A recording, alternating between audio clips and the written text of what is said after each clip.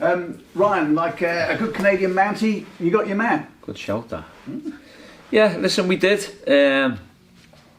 Big thanks to Peterborough, and especially my old good friend Barry Fry. Again, look, we come to a deal, and you know they were sensible, we were sensible. Obviously, we had to deal with George, and you know one thing I will say is the boys took a big pay cut to come here because of obviously the circumstances surrounding the salary cap and everything else. He wanted to be here, he wanted to play for me as a manager, me as my staff, and ultimately the football club. But again, look, we had to broker a deal. We had to be in there. You know, we were speaking on a regular basis, me and Barry, and you know, common sense prevailed that you know we weren't going to play for them, and he's got every chance of playing for me. How are you looking otherwise with recruits now? Yeah, well, we're looking good. We might do one or two more. We've got to make sure we're ready. And as I've said, I don't want to go into next week and scrambling around. We're certainly not going to do that. We're probably a day or so, 2 days away, 48 hours, 24 hours, whatever it may be, away from maybe making another couple of signings. We won't leak them out until we know. But you know, we've got to make sure we're ready. We've got to make sure we're prepared for a tough encounter in the Carabao Cup first and foremost, and then a long old season in League One. How exciting is it that you will finally be kicking a ball in anger? Hopefully not in anger. But yeah, listen, it's exciting considering what the whole, you know, the football club and you know the community and Plymouth in general and Cornwall and Devon and what everyone's been through up and down the country, and not seeing no football for a long while, and the pandemic striking, and you know it's been just a crazy probably 5-6 months, hasn't it, let alone for football. But we're just pleased now that you know it's round the corner, we're ready to kick off. Yeah, we know there's not going to be no fans here, they'll be watching through streams and whatever else, and you know they'll be supporting us that way. But the quicker we get them back, the better, as I'll always say. And yeah, very excited. But as I say, it's going to be more exciting when the Green Army are certainly in the stadium. Yeah, because I mean that is the biggest shame, isn't it? You know, a championship side in the first round of the EFL Cup and Green Army can't be in. Yeah, it is. Yeah, it is a shame. But again, we're governed by the government and everyone else, and the EFL and the FA and whatnot. So we'll respect it. We'll just get our heads down, and you know, as I say, the quicker we get a date that they are back, then it'll be good for everyone. What are you expecting from Rangers? Yeah, competitive team. I know, you know, people saying to me, "Oh, they've lost the best player," but it doesn't matter. They've got championship qualities. You know, so we know we're aware of that. We'll implement a plan to try and win. I'm sure, you know, Mark will be the same, and you know, may the best team win. We've got nothing to, as I say, we're the underdogs, if you like. You know, championship team coming to the League One club. I'm sure Mark will respect us because of the way we play and because of obviously the promotion next season. We'll certainly certainly respect them because of the levels of quality they've got. But we're expecting a tough game, but it's one we're relishing. I presume the Middlesbrough games will stand in good stead as well. Yeah, the Middlesbrough and the Rangers, yeah, obviously top opposition, and whether you know the levels are the same, but it remains to be seen.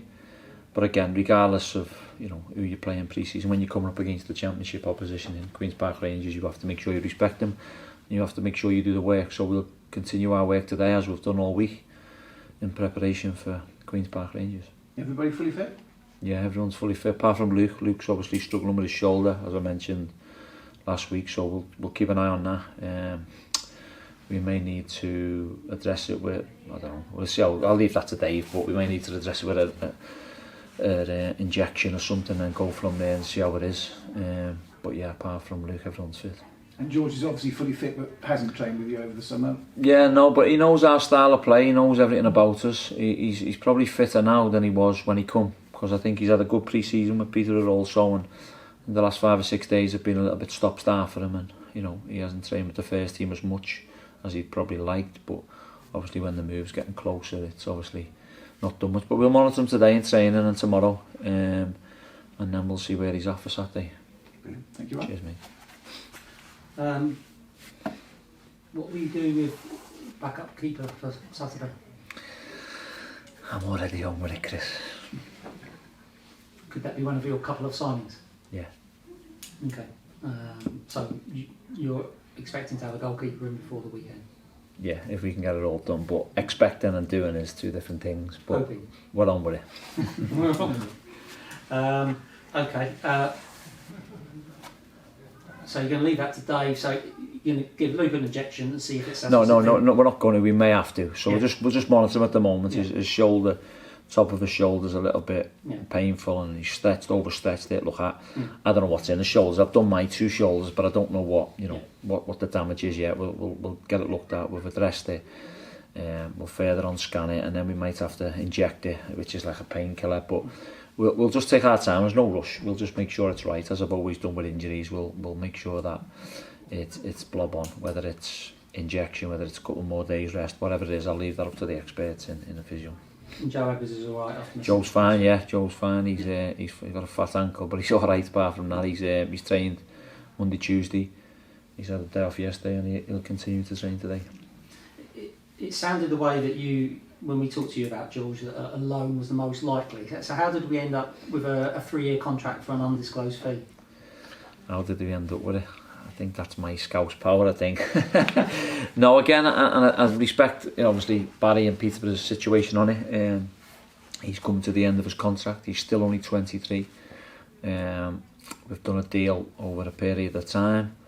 And the 3 years is obviously because we want to protect ourselves as well as a football club that we're investing money.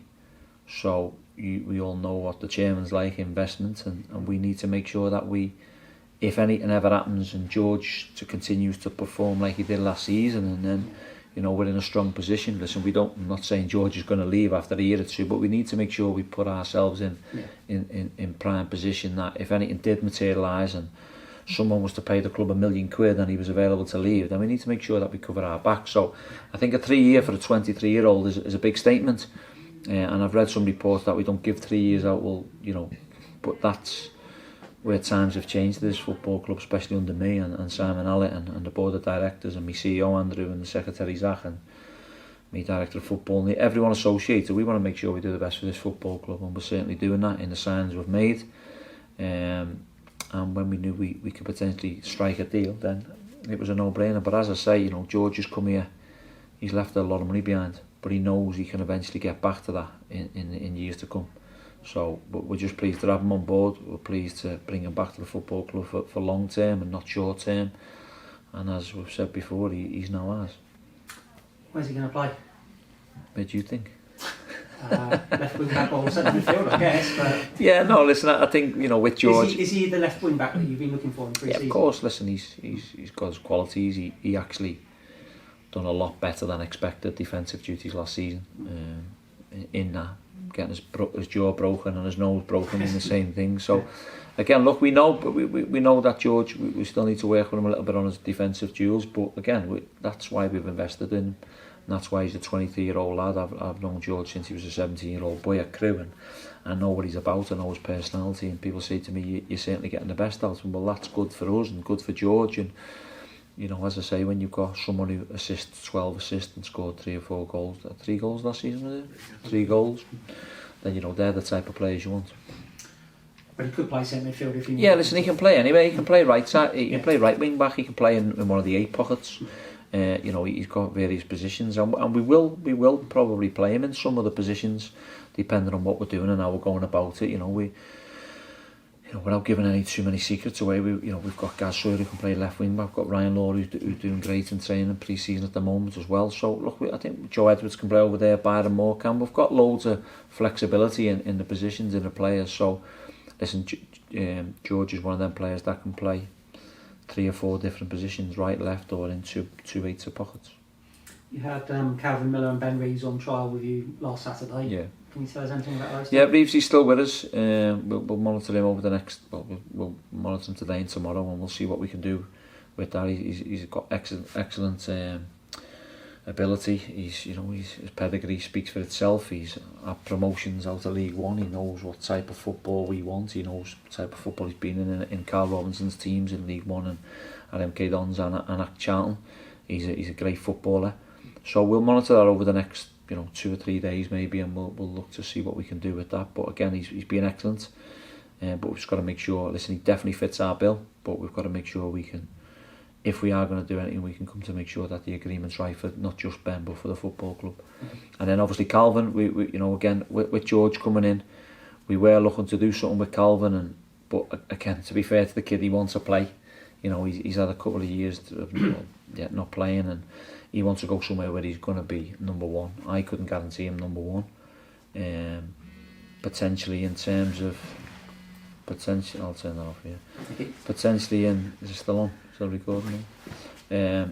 Yes, fine. Potentially in some way or some form, you know, can he compete with George? Potentially, yeah. But we'll monitor that. We'll keep talking away, and I know the boy's got other options also. And listen, if it's not for us, it's for someone else. Then we wish him all the best.